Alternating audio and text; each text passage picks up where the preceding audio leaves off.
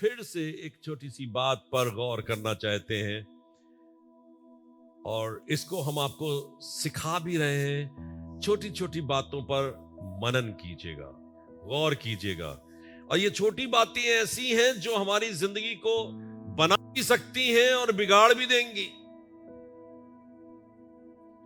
ये छोटी छोटी चीजें हमारी जिंदगी को बना देंगी या बिगाड़ देंगी। एक चींटी पहाड़ जैसे हाथी को गिरा देने के लिए काफी है। तड़प तड़प के गिरेगा, परेशान हो जाएगा। कहने के लिए चींटी छोटी है, लेकिन वो चींटी काफी है हाथी को गिराने के लिए।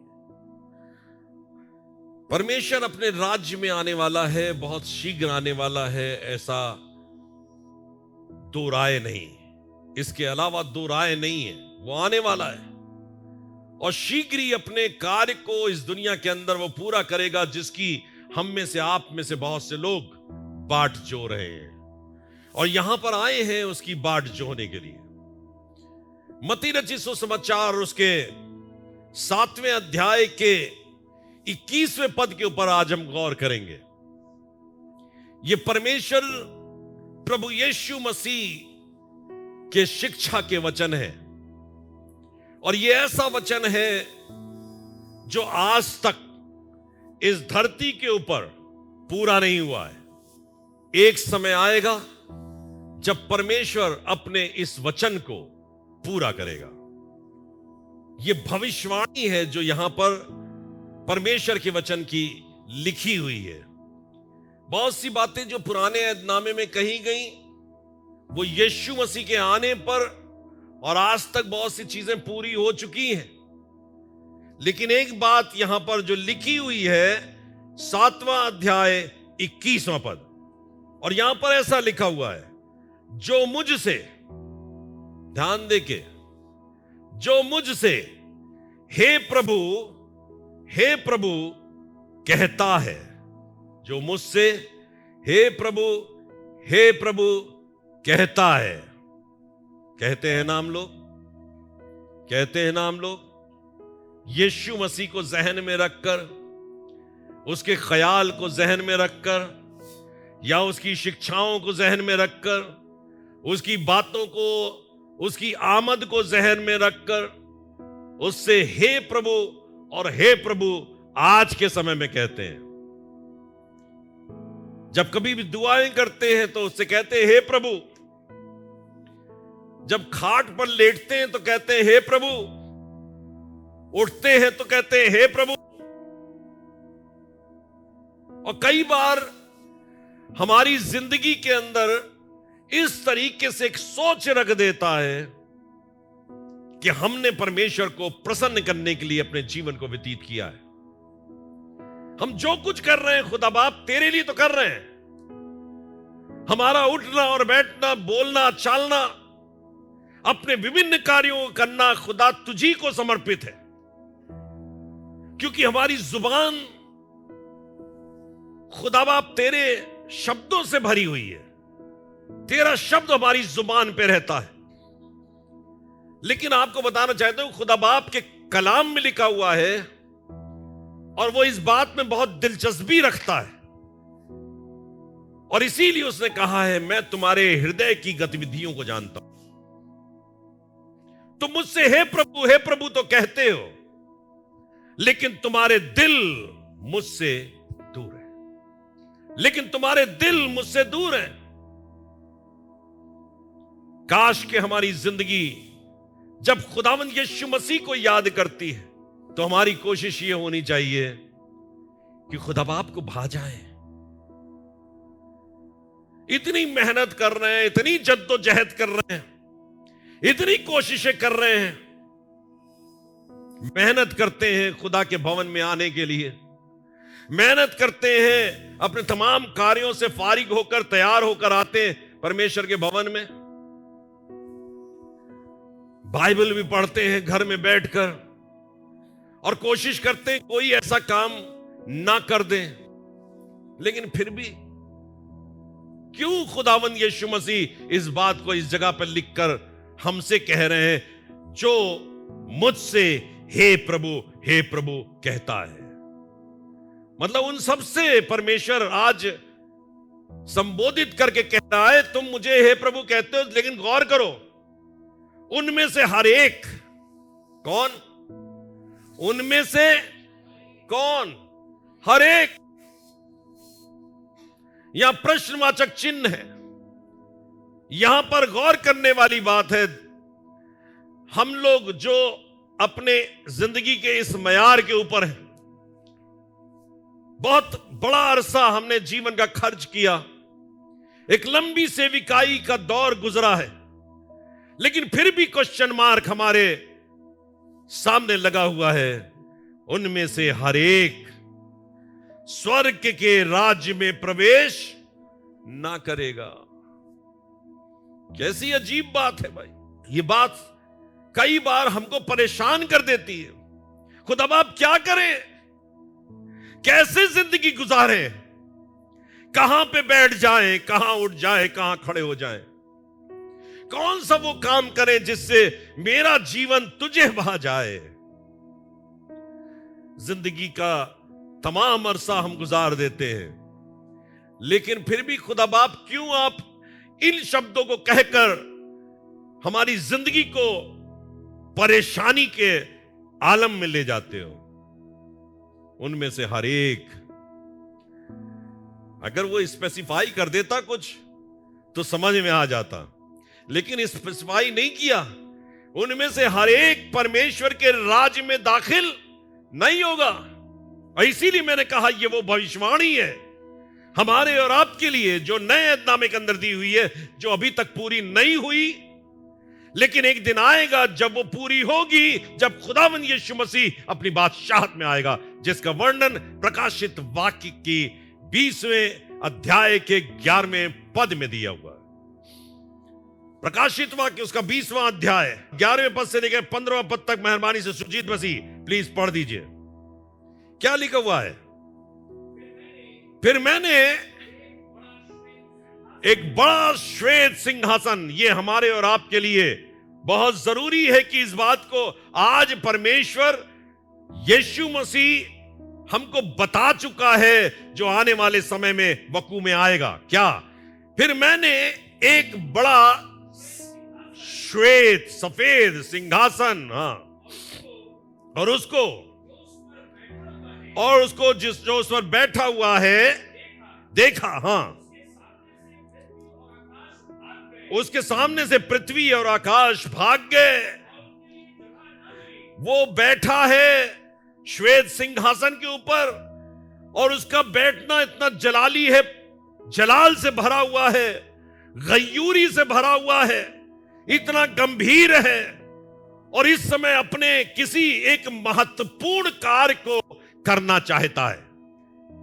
हजारों साल से जब बाबा आदम को बनाया था, तब से वो इस दिन के लिए ठहरा हुआ है कि मैं उस श्वेत सिंहासन पर बैठकर एक काम करूंगा, न्याय सिंहासन पर बैठूंगा, मैं एक कार्य करने जा रहा हूं। आपको पता होना चाहिए, आप लोग भी अपनी जिंदगी के अंदर बहुत से ऐसे कामों के लिए बहुत उत्साहित रहते हैं। मैं पढ़ रहा हूं, पढ़कर एक दिन नौकरी करूंगा।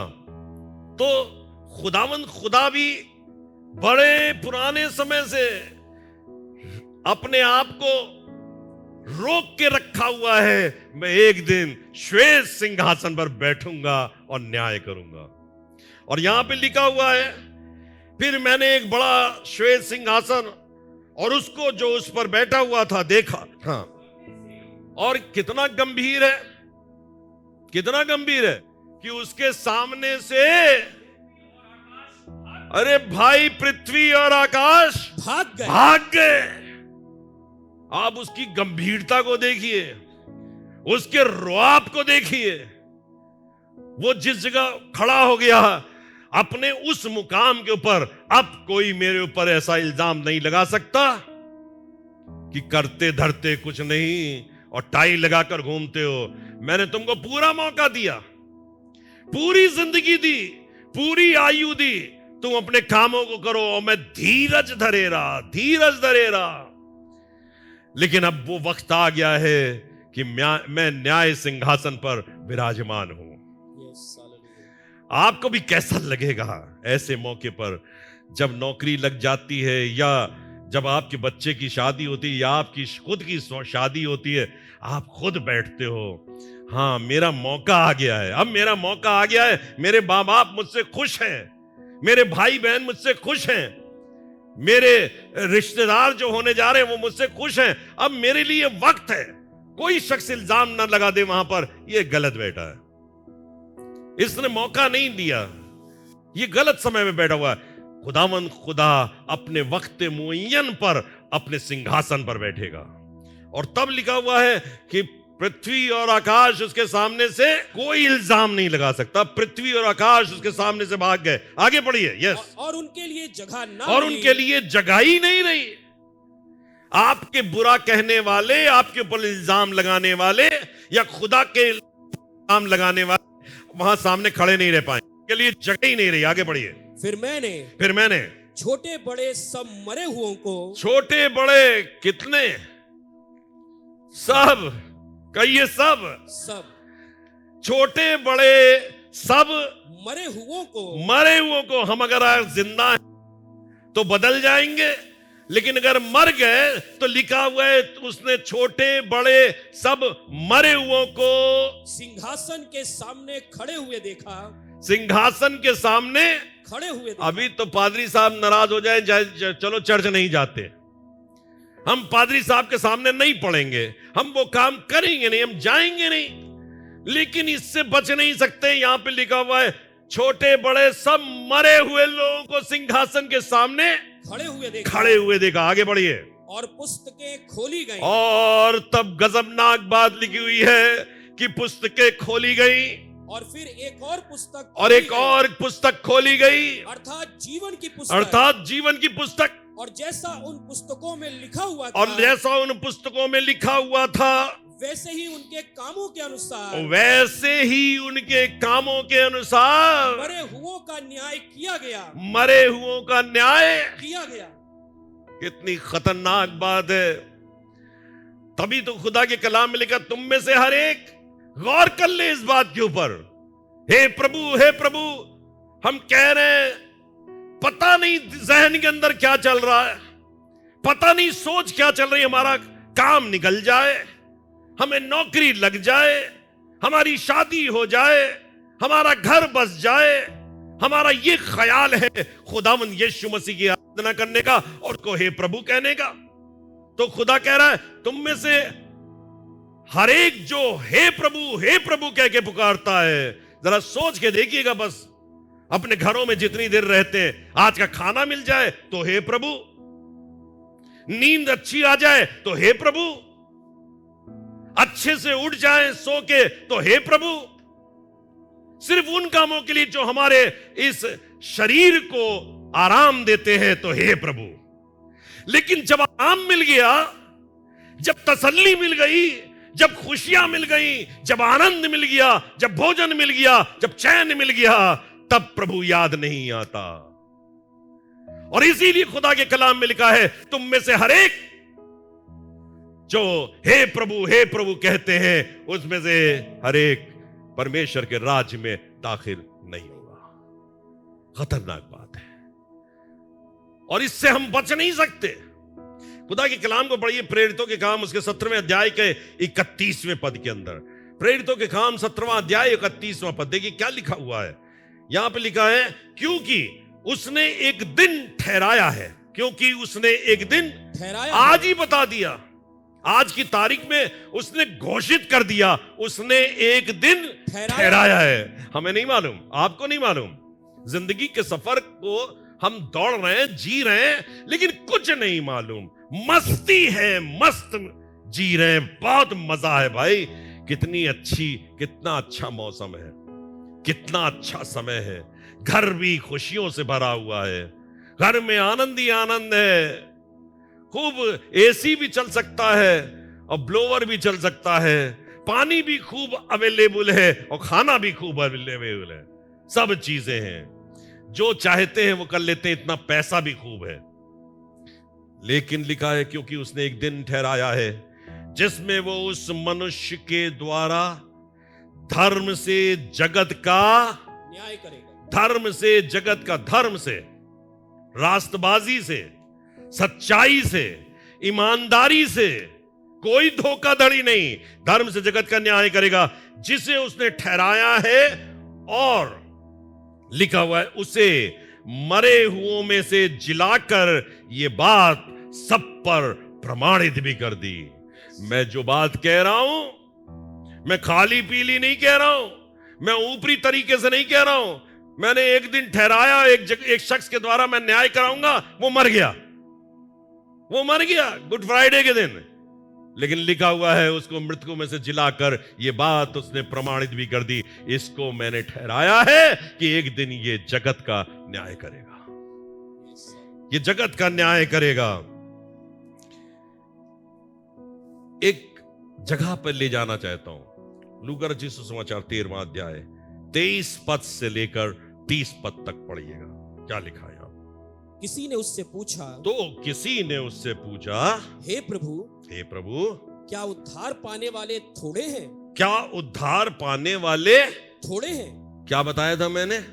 सकरे मार्ग से दाखिल हो उस पर थोड़े हैं और चौड़े मार्ग पर बहुत तेरे हैं। तो उसने पूछ लिया, तो क्या प्रभु उद्धार पाने वाले, छुटकारा प्राप्त करने वाले थोड़े? आगे बढ़िए। हाँ, उसने उनसे कहा सकेत द्वार से प्रवेश करने का यत्न करो। सकेत मार्ग से द्वार से प्रवेश करने का यत्न करो। हाँ, क्योंकि मैं तुमसे कहता हूँ, यीशु मसीह कह रहा, क्या कह रहा है? क्योंकि मैं तुमसे कहता हूँ कि बहुत से प्रवेश करना चाहेंगे। क्या लिखा? बहुत से, मतलब इसमें भी देखिए, सकरे मार्ग पर जाने वाले थोड़े, लेकिन इन थोड़ों में कह रहा है खुदा बाप कि ये जो थोड़े हैं ये बहुत हैं। ये जो थोड़े हैं ये क्या है? यही बहुत है। हाँ पढ़िए, क्या लिखा? कि बहुत से प्रवेश करना चाहेंगे। बहुत से, ये थोड़े जो हैं बहुत से हैं, प्रवेश करना चाहेंगे।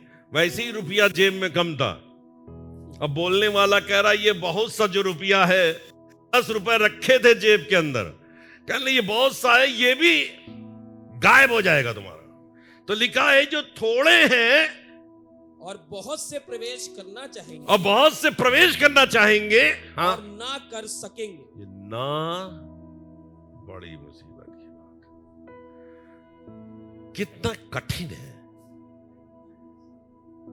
कितना सोचने वाली बात है, इसको कितना मनन करने वाली बात है। खुदा बाप, कितनी गंभीरता से हमको जीवन को जीना चाहिए। हम सोच रहे हैं हल्के में निपट जाएंगे, हल्के में हो जाएगा सब कुछ काम। सकरे मार्ग पर चलने वाले थोड़े होने के बावजूद भी खुदा बाप कह रहा है बहुत है, और प्रवेश करना चाहेंगे और प्रवेश नहीं कर पाएंगे। क्या हो जाएगा भैया? पढ़िए आगे। जब घर का स्वामी उठकर द्वार बंद कर चुका हो, और तुम बाहर खड़े हुए, मतलब सकरे मार्ग से घुस गए, लेकिन फिर भी चलते चलते अंत में जाकर बरगिश्ता हो गए। मार्ग पर तुमने चलना, लिखा हुआ पर में, तुम चल तो अच्छी चाल रहे थे, लेकिन तुम पर किसने जादू कर दिया, किसने अफसू कर दिया कि बहक गए। आज हमको इस समय अपने जीवन को प्रतिपल तौलने की आवश्यकता है। एक दिन के लिए नहीं, एक क्षण के लिए नहीं, एक घड़ी के लिए नहीं, या सिर्फ मात्र इतवार के लिए नहीं, हमको प्रतिपल तौलने की आवश्यकता है। खुदा बाप, क्या मैं तेरी नजर में खरा उतर रहा हूं? क्या मेरी जिंदगी इस लायक है कि मैं उस सकरे मार्ग पर चलकर उस जगह प्रवेश कर जाऊं जहां पर तू विराजमान है, जहां श्वेत सिंहासन है, जहां पर प्रभु हमारा परमेश्वर जीवन की पुस्तक लिए हुए बैठा हुआ है, और इससे बच नहीं पाएंगे। लिखा हुआ है, हाँ पढ़िए भाई साहब। और जब घर का स्वामी उठकर, हाँ जब घर का स्वामी उठकर द्वार बंद कर चुका हो, द्वार बंद कर चुका हो, हाँ, और तुम बाहर खड़े हुए, और बाहर खड़े हुए द्वार खटखटा कर कहने लगो, द्वार खटखटा। देखिए चौड़े मार्ग पर चलने वाला तो जहन्नम डायरेक्टली चला गया, लेकिन यहां पर भी लिखा हुआ है तुम वहां पे पहुंच गए और फिर द्वार खटखटा कर कहने लगो, हे प्रभु, हे प्रभु, हमारे लिए खोल दे, हमारे लिए खोल दे दरवाजा। हाँ, और वो उत्तर दे, मैं तुम्हें नहीं जानता। मेहनत करने वाले लोगों में आज आपसे कह रहा हूं, हर एक शख्स से जो ज़ूम पर भी इस वचन को सुना, मैं आपसे कह रहा हूं, आपको होशियार हो जाने की जरूरत है। एक एक लम्हे कितना गंभीरता से गुजारने की जरूरत है खुदा के सामने। मैं जब सोचता हूं सब कुछ कर रहा हूं, लेकिन उसके बावजूद प्रतिपल तौलने की कोशिश कर, खुदा आप कोई गलती तो नहीं हो गई, कुछ हो तो नहीं गया, कोई ऐसी बात तो नहीं जो आपको अच्छी नहीं लग रही हो भाई। क्योंकि इस सकरे मार्ग से जाते हुए भी आप कह रहे हो बहुत है, और इसमें बहुत से लोग जब दरवाजा बंद हो गया हो तो खटखटा रहे हो कि मेरे लिए द्वार खोल दे, तो कह रहा है, क्या कह रहा है, मैं तुम्हें नहीं जानता। क्या कह रहा है, मैं तुम्हें नहीं जानता कि तुम कहां के हो भैया। कहने एबीसी के हैं, पनकी से आए, बहुत अच्छे तरीके से हम प्रेज एंड वर्शिप करते थे, बहुत अच्छे तरीके से इबादत करते थे। कह रहा है मैं तुम्हें नहीं जानता। क्यों? चलते चलते जब अंत का समय आया गफलत में हो गया। और हमें यह भी नहीं मालूम कि अंत का समय आएगा कब, ये हम जानते अंते नहीं है, लेकिन एक दिन आएगा अंत का समय। आगे क्या लिखा पाजी साहब? हाँ, तब तुम कहने लगोगे हमने तेरे सामने खाया पिया, और तूने हमारे बाजारों में उपदेश किया। हमने तेरे सामने खाया पिया, हम तो खाते थे, खूब चर्च में खाते थे, खूब पानी पीते थे, खूब हम अन्य भाषा बोल रहे थे, खूब स्तुति प्रशंसा कर रहे थे। हमने तेरे सामने खाया पिया और तूने हमारे बाजारों में उपदेश किया। हाँ, पादरी साहब ने बहुत उपदेश दिया, हमने बहुत सुना है। तब फिर क्या लिखा पादरी साहब? परंतु वो कहेगा मैं तुमसे कहता हूं मैं नहीं जानता। तुम कहां से हो? हे कुकर्म करने वालों, तुम सब मुझसे दूर हो। हाँ, आगे क्या लिखा? वहां रोना और दांत पीसना होगा। हाँ, वहां रोना और दांतों का पीसना। और देखिए, ध्यान दीजिए, हाँ, जब तुम अब्राहम और इजहाक और याकूब और सब भविष्यद्वक्ताओं को परमेश्वर के राज्य में बैठे और अपने आप को बाहर निकाले हुए देखोगे। मतलब देखोगे भाई। वो लाजर जो अब्राहम की गोद में था, उसको देख रहा था वहां से वो अमीर व्यक्ति जो जहन्नम की आग में था। आप बताऊं, वो कह देगा मेरी तुमसे कोई वाकफियत, मेरा सिर्फ गंभीर विषय ये है, तुम में से हर एक जो मुझे हे प्रभु। आज हम में से हर एक शख्स सोचे, जितने भी नेट के ऊपर मेरे इस वचन को सुन रहे हैं, मैं आपसे कह रहा हूं, सोचने की जरूरत है। मत सोचिएगा हमने बाइबल बहुत पढ़ ली, 36 बार बाइबल पढ़ ली, आज भी पढ़ता हूं। लेकिन समझने की कोशिश कीजिए, उसके अंदर घुस जाने की कोशिश कीजिए कि इनमें से कोई भी चीज, अब आपको बताने जा रहा हूं बहुत जल्दी, क्या आखिरकार परमेश्वर चाहता क्या है। लिखा हुआ है, तुम जो मुझसे हे प्रभु कहते हैं, उनमें से हर एक स्वर्ग के राज्य में प्रवेश ना करेगा, परंतु क्या लिखा है? परंतु वही जो मेरे स्वर्गीय पिता की इच्छा पर चलता है। अब बात आई मजे की। परंतु वही, कहिए, परंतु वही जो मेरे स्वर्गीय पिता की इच्छा पर चलता है। जानिए स्वर्गीय पिता की इच्छा क्या है। क्या है पिताजी आपकी इच्छा? हम इल्जाम तो बहुत लगा देते, बहुत तो दुआएं कर रहे हैं नौकरी नहीं लग रही, बहुत तो दुआएं कर रहे हैं मकान नहीं बन रहा, बहुत तो दुआएं कर रहे हैं हमारी बीमारी नहीं जा रही, लेकिन खुदा बाप कह रहा है परंतु वही जो मेरे स्वर्गीय पिता की इच्छा पर। एक आयत बहुत गंभीर है जो खुदा के कलाम में लिखी हुई है और यही सकरे मार्ग के लिए लिखी हुई है। लिखा हुआ है पहला पत्रस उसके 4 अध्याय के 18वें पद के अंदर, यदि धर्मी व्यक्ति ही है, क्या लिखा? पढ़ पाएंगे आप क्या ये आयत? 4 अध्याय 18वां पद। और यदि धर्मी व्यक्ति, ये धर्मी कौन है? कौन है धर्मी व्यक्ति? ये वो व्यक्ति, पादी साहब, ये वो व्यक्ति जिसने सकरा मार्ग चुना है, जो सकरे मार्ग में चल रहा है, मतलब चोट भी खा रहा है, मार भी खा रहा है, तमाचे भी खा रहा है, सब कुछ बर्दाश्त कर रहा है, चर्च भी आ रहा है, बाइबल पढ़ रहा है, स्तुति प्रशंसा कर रहा है। जब धर्मी व्यक्ति, क्या लिखा पादी साहब पढ़िए, और यदि धर्मी व्यक्ति ही कठिनाई से उद्धार पाएगा। है? क्या? कठिनाई से मुश्किल है डगर पनघट की। जब धर्मी व्यक्ति ही कठिनाई से उद्धार पाएगा। अभी तक इतने पे तसल्ली थी, कम से कम हमको सब बता रहा हूं कि सकरे मार को चुन लिया, भैया जा तो रहे सर के मार पे, अभी तो इसी में तसल्ली तो थी ना। ये इसके अंत में क्या है? जीवन की राह है, अनंत जीवन है। लेकिन यहां भी कह दिया उसने बहुत तेरे हैं जो प्रवेश करना चाहेंगे प्रवेश नहीं कर पाए। धर्मी व्यक्ति ही जब कठिनाई से उद्धार पाएगा, नजात पाएगा, तो भक्तिहीन, मजे करने वालों का, जो मजा कर रहे हैं, अरे खूब आनंद कर रहे हैं, खूब गुजिया खा लो, खूब आनंद कर लो, तो क्या? भक्तिहीनों का और पापियों का क्या ठिकाना? कहां होगे? कहने कभी कभी ऐसे नहीं कि तुम्हारी कॉपी तो हम ऐसे ही जांच देंगे, फेल। कहीं कहते नहीं कभी कभी किसी से, तुम्हारे बारे में तो बेटा इतना जानते हैं कि हमको पढ़ने की जरूरत ही नहीं है, ऊपर लिख दिया फेल, अंदर देखो फेल है। तो भक्तिहीनों और पापियों का क्या ठिकाना? क्या ठिकाना? हम लोग को कितना चैतन्य होने की जरूरत है।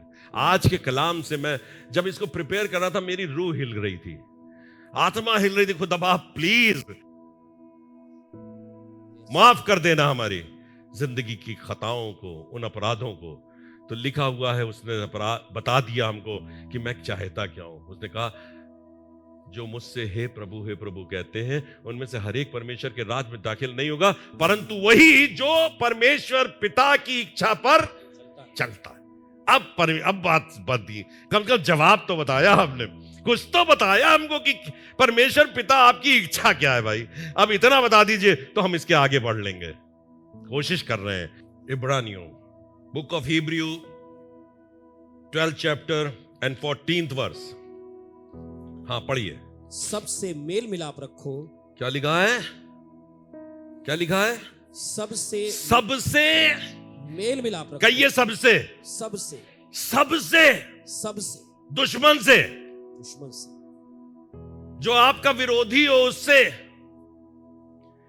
जिसको प्यार करने का मन ना करता हो उससे, जिसकी तरफ देखने की तबीयत ना होती उससे,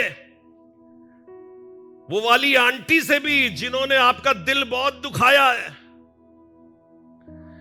अपने उस बच्चे से जो नकारा निकल गया, या वो बाप जो आपको शायद घास भी नहीं डालता। 5 बच्चों में आप ही सबसे निकम्मे हैं। लिखा हुआ है सबसे मेल मिलाप रखने, और ये बात इसलिए मैं बार बार कह रहा हूं, सबसे मेल मिलाप रखने, मतलब कोई छूट नहीं गया, बहुत प्यार करो। मेरी ये बात मेरी मेम साहब से भी हो रही थी, गुजरे 2 हफ्ते पहले, तो मैंने कहा खुदा ने ये बात उसी समय मुझे रिवील करी थी। खुदा ने हमें मोहब्बत करने के लिए बुलाया है। खुदावंद यीशु मसीह मोहब्बत का सरचश्मा है। मोहब्बत के लिए बुलाया है, नफरत के लिए नहीं बुलाया है। नफरत के लिए नहीं बुलाया है। तभी लिखा है, खुदा ने लिखा हुआ है, और उसने जगत से इतना प्यार किया कि अपना इकलौता बेटा किनके लिए दे दिया? हम पापियों के लिए, हम अनाज्ञाकारी लोगों के लिए, जो हम हमेशा उसकी आज्ञा का उल्लंघन करते हैं। आप लोग यही तो कहते हैं, कैसे प्यार कर ले? इतना तो पाजी है, इतना दुष्ट है, ये चोर है, ये जिनाकार है, ये फलाना है, ये सुनता ही नहीं हमारी बात। बताइए हम कैसे प्यार कर लें? हम भी तो वही थे, हम भी तो वही थे। हम भी कहां सुन रहे हैं? आज भी नहीं सुन रहे हैं। आज भी बहुत सी चीजों को कहते हैं पाजी साहब बस इतना बहुत है, इसके बाद नहीं। अभी कम से कम तसल्ली थी, हमने इसीलिए थोड़ा सा और बढ़ा दिया। सकरे मार्ग में भी कठिनाई है भैया। लिखा हुआ है सबसे मेल मिला। तो उसने कहा, मैं बता रहा था, मैं कह रहा था कि मोहब्बत की कोई सीमा नहीं। आपको किस हद तक? इस हद तक। एक पोस्टर अक्सर छपा रहता है कि किसी ने यीशु मसीह से पूछा, how much do you love us, how much do you love me. उसने अपने हाथों को फैला दिया। He extended his hands and said this much, इतना प्यार करो। लगा लो सीने से, लगा लो। मोहब्बत की कोई सीमा नहीं, लेकिन नफरत की सीमा है। लोग क्या करते हैं? मोहब्बत को भी सीमा में बांधते और नफरत को अथाह कर देते। उल्टा, नफरत बेइंतहा।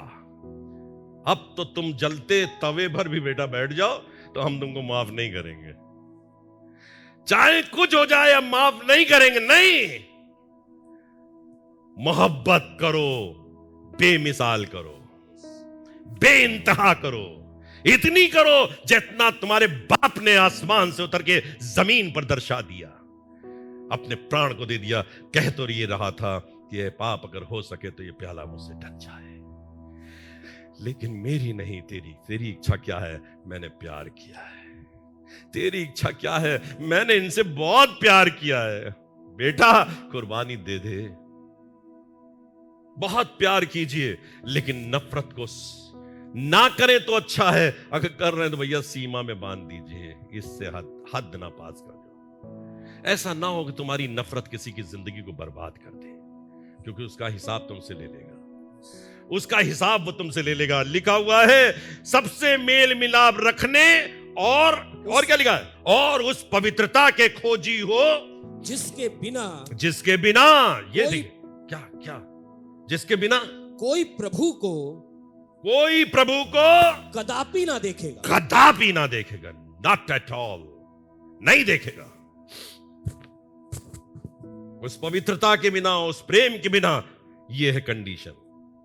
लिखा है जो मुझसे हे प्रभु कहता है, उनमें से हर एक परमेश्वर के राज में दाखिल ना होगा, परंतु वही जो मेरे स्वर्गीय पिता की इच्छा पर चलता है। जो मेरे स्वर्गीय पिता की इच्छा क्या है? मेल मिलाप रखने और पवित्रता को इतना ज्यादा अंगीकार कर लो। पवित्र कहते थोड़ा सा ये कर लेने दो, थोड़ा सा ये कर लेने, नहीं, थोड़ा सा खमीर सारे गुंदे हुए आटे को खमीर कर देता है। उस पवित्रता के खोजी हो जिसके बिना, खोजी हो मतलब, खोजी हो का क्या मतलब है? क्या मतलब खोजी हो? मतलब प्रेम को और पवित्रता को खोजना पड़ेगा। हाँ, खोजना पड़ेगा। इस शैतान वह है ना, हमारे जहन के अंदर बार बार दुष्टता भरता है, गड़बड़ करता है, दिमाग खराब करता है, हमारे दिमाग को खराब कर देता। हमारी मेम साहब अक्सर हमारे लिए ये गवाही दिया करती हैं। कोई शख्स कहता है पाजी साहब ने ये कहा, कह ले, उनको तो याद ही नहीं, उनको याद नहीं। उन्होंने कहा होगा उस समय मौके पे कहा होगा, लेकिन उसके बाद उनको याद नहीं रहता। ये इसलिए नहीं कि मैं ईजे सिंह बहुत अच्छे हैं, ईजे सिंह अच्छे नहीं है, लेकिन ईजे सिंह ने चाहा है खुदा के कलाम की बातों को याद रखें। इसको याद रखें और अपनी जिंदगी के अंदर पैवस्त हो जाने दें। इसको गहराई से उतार लीजिए, इसको अपने, तभी तो लिखा पर तुम्हारा चलना फिरना उठना बैठना इस बात को प्रदर्शित करे कि तुम मेरे, लोग कहें, जमाना कहे आपके लिए, लोग कहने वाले हो सके, उस पवित्रता के क्या हो, खोजियो, खोजो। ये गुम हो जाएगी सुरेंद्र भाई, ये गुम हो जाएगी। आप दौड़ते रह जाओगे, ये गुम, पास ही नहीं आई। खोजो, कहां खो गई पवित्रता, कहां खो गई ये मोहब्बत, खो गई। कभी ना कहिएगा जलते तवे पे बैठ जाओ। आपका पिता कह देता, क्या हश्र होता हमारा, वो कह देता है बहुत दुष्ट। कह तो दिया था सदोम गमोरा के समय में, कह तो दिया था जब लूत वहां पे मदद कहने, इनकी दुष्टता मेरे कान में पहुंच गई है, इनकी चिल्लाहट, और मैं उतर आया हूं आसमान से, इनको नाश कर दूंगा। नाश किया सदोम गमोरा को, नाश किया उसने सारे जहान को नूह के समय में, क्योंकि दुष्टता आसमान तक पहुंच गई। मत कहिएगा कभी भी, जब कभी भी ये अल्फाज आपकी जुबान पे आने लगे, रोक लीजिएगा, नहीं, I am not meant for this. दूसरी बात, रोमियो की पत्री 6 अध्याय 16 पद से 23 पद तक, क्या तुम नहीं जानते, पढ़िए, क्या तुम नहीं जानते, क्या तुम नहीं जानते कि जिसकी आज्ञा मानने के लिए, हाँ, जिसकी आज्ञा मानने के लिए तुम अपने आप को तुम दासों अपने- के समान सौंप देते तुम हो, अपने आप को दासों के समान, सौंप देते हो। क्या कह रहा है ये, जिसकी आज्ञा मानने के लिए तुम दासों के समान अपने आप को सौंप देते हो। सौंप देते हो। कैसे सौंप देते हैं, दासों के समान, किसकी आज्ञा मानने के लिए, शैतान की, कहिए शैतान की। शैतान, आजकल हम लोग शैतान की बातों को आज्ञा स्वरूप ग्रहण करते और अपने आप को कहते, पिताजी करा लीजिए हमसे जो कुछ कराना हो, हम तो आए आपके लिए। शैतान से कहेंगे मान ली आपकी बात, खुद बाप खूब अच्छा भोजन दे रहा, सब कुछ दे रहा, लेकिन हम कह रहे नहीं, हम तो शैतान की बात मानेंगे।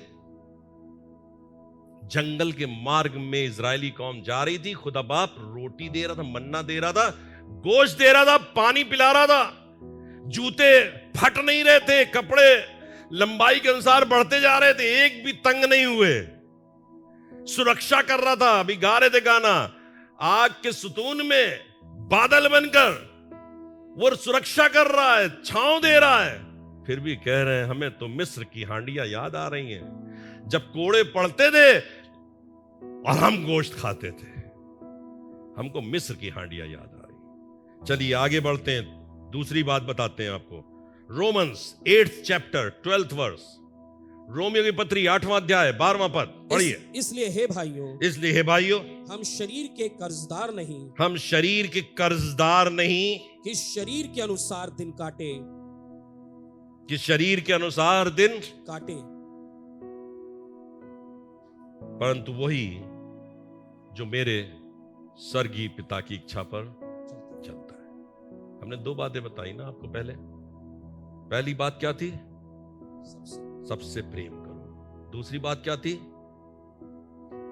पवित्र बनो। और यहां पे तीसरी बात क्या लिखी हुई है, सो हे भाइयों, हम शरीर के कर्जदार नहीं कि शरीर के अनुसार दिन काटें। आगे पढ़िए 13वां पद, क्योंकि यदि तुम शरीर के अनुसार दिन काटोगे, शरीर के अनुसार दिन काटोगे तो मरोगे। बहुत क्लियर बात लिखी भाई, शरीर के अनुसार दिन काटोगे, सिर्फ शरीर खुश हो जाए। जब आपके लिए एक सवाल पैदा हो जाए, खुदा क्या ये आपके मर्जी में है कि शरीर की मर्जी में, तो सोचिएगा इससे फायदा किसे मिल रहा है। उस समय सवाल कीजिएगा कि इससे फायदा किसे मिल रहा है। अगर ये मिल रहा है फायदा, शरीर को फायदा मिल रहा है, तो मरोगे। और आगे क्या लिखा है, यदि आत्मा से देह की क्रियाओं को मारोगे, देह की क्रियाओं को मारोगे तो जीवित रहोगे, जीवित रहोगे। तीसरी बात क्या है, तो जीवित देह की क्रिया, देह बहुत कितनी नाजुक है ये, कितनी कमजोर है ये, क्या करें पादी साहब, नहीं बन पड़ता। हम चाहते तो हैं भलाई करना, लेकिन बुराई हमारे सामने आ खड़ी होती है। चाहते तो हैं खूब चढ़चाना, लेकिन नहीं आ पाते, क्या करें। छोटी छोटी बातें हमको खुदा के आज्ञा मानने से वंचित कर देती हैं। तो लिखा हुआ है, अगर शरीर के अनुसार दिन काटोगे तो मरोगे, यदि आत्मा से देह की क्रियाओं को मारोगे तो जीवित रहोगे। चौथी बात बताऊंगा और फिर उसके बाद खत्म करूंगा। याकूब पहला अध्याय, याकूब की पत्री पहला अध्याय और उसके 19 पद से पढ़िए। हे मेरे प्रिय भाइयों, हे मेरे प्रिय भाइयों, ये बात तुम जान लो, ये बात तुम जान लो। हाँ, हर एक मनुष्य सुनने के लिए तत्पर। परमेश्वर की इच्छा क्या है? सुनने के लिए तत्पर। परमेश्वर की इच्छा क्या है? सुनने के लिए तत्पर। जब कलाम किया जाए तब सुनने के लिए तत्पर। तब ये नहीं कह दो अरे ठीक है भाई, उन्होंने बोल दिया, हमने सुन लिया, खत्म हो गई बात। नहीं, सुनने के लिए तत्पर। और आगे, और बोलने में धीरा। और बोलने में धीरा। कई बार हम लोग बोलने में बहुत ज्यादा होते हैं। वादी साहब सुनिए तो सही, आपको मालूम नहीं है वादी, कई बार ऐसा हो जाता। नहीं, आपको नहीं मालूम। क्या लिखा? सुनने के लिए तत्पर और बोलने में धीरा। जब ऐसी वाली बातें आपके सामने खड़ी हो जाएं कि आपको कहना पड़े, पादी साहब आपको मालूम नहीं, खुदा बाप आपको मालूम, आपको मालूम है क्या कैसे जिया जाता है इस दुनिया के अंदर, हमारी परिस्थितियों के बारे में आपको कुछ मालूम है क्या? मत बोलिए, रोक लीजिए अपनी जुबान को। पता नहीं किस बात से आप खुदा के अपराधी ठहर जाए। लिखा हुआ है, सुनने के लिए तत्पर और बोलने में धीरा। बोलने में धीरा और क्रोध में धीमा हो। और क्रोध में धीमा हो। हम लोग अक्सर क्रोध करते हैं जरा जरा सी बातों के ऊपर, छोटी छोटी बातों के ऊपर। माँ बाप अपने बच्चों पर, बच्चे माँ बाप के ऊपर, जरा सी बात कही नहीं और चेहरा बिगाड़ के देखा उस तरफ। हमने क्या कह दिया भैया, क्या कह दिया, कौन सी आफत आ गई? अक्सर हमको इन बातों से दो चार होना पड़ता है, बच्चों के सामने, बड़ों के सामने। क्रोध क्रोध क्रोध भरा हुआ है। पति पत्नी आपस में बहुत क्रोध करते हैं। खुदा ने मोहब्बत के बंध में बांधा है, प्यार में बांधा है। क्यों क्रोध करते हो? क्यों क्रोध करके अपने समय को खराब करते हो? एक दिन बात नहीं करेंगे, चलिए नहीं करते बात, 2 दिन नहीं बात करेंगे, 3 दिन नहीं करेंगे, जहन्नम बना दिया आपने अपने घर की जिंदगी को, खराब कर दिया पूरी जिंदगी। एक समय ऐसा आता, क्यों रह रहे हैं हम इस घर में? हमको बाइबल की वो वाली बातें याद आने लगती है। क्या है भाई साहब, कुछ बता दीजिए, हम तो भूल गए। कोने में पड़े रहो ज्यादा अच्छा है। नहीं करिए, मत कीजिए। जो बात कहनी है कहिए, खत्म कीजिए। सुनने के लिए तत्पर, बोलने में धीरा और क्रोध करने में धीमा हो। उर्दू जबान में लिखा गनी, धीमा नहीं करेंगे। आप सोचिए, अगर खुदा बाप हमारी कमजोरी को देखकर क्रोध करता तो क्या कर देता। हम बता रहे हैं, वो शायद 500 साल बाद गजबनाक होगा। हमारे जैसा गुस्से वाला तो आज ही कहता, आज ही जाओ बेटा जहन्नम में। बहुत से लोग जहन्नम में भेज देते हैं आज भी दुआ करते समय, जब दुष्ट आत्माओं को निकालते हैं, किसी को निकालते हैं, उस आदमी समय तुम जहन्नम में चले जाओ, कहते हैं ना, दुआ करते सुना होगा। ये जहन्नम भेजने का अधिकार किसने दिया आपको भाई? जहन्नम क्रोध करने में धीमे भाई। खुदा बाप ऊपर बैठा हुआ श्वेत सिंहासन के ऊपर, कहते मैं क्या करूं, ये तो खुदा भेज दिया। इसने खुद ही भेज दिया। वो कह रहा क्रोध करने में धीमा। बेटा ये गलती हो जाएगी तुमसे, फिर हमसे मत कहना कि खटखटा रहे हो, मैं तुम्हें नहीं जानता।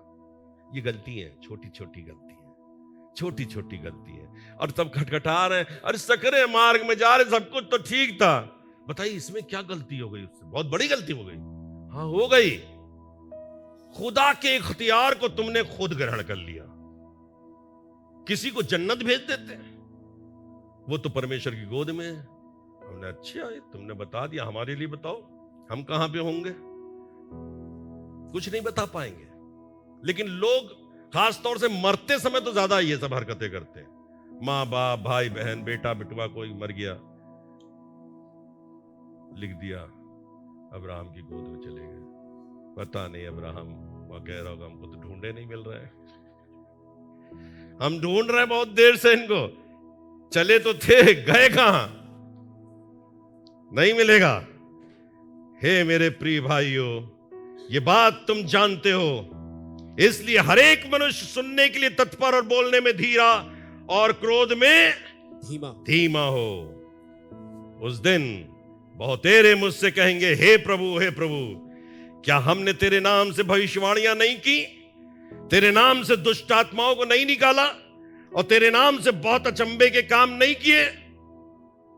इस रीत से जो पहले हैं वो पिछले, और जो पिछले हैं वो पहले हो जाएंगे। क्योंकि बुलाए हुए तो बहुत, लेकिन चुने हुए थोड़े हैं। अब जवाब दे रहा हूं आखिरी, चुने हुए थोड़े हैं। आप और हम गिनती किस में कर ले? चुने हुए हो। अरे चौड़ा रास्ता पतला रास्ता ये तो छोड़ो, चुने हुए में हो जाओ, अपने आप सही हो जाएगा रास्ता।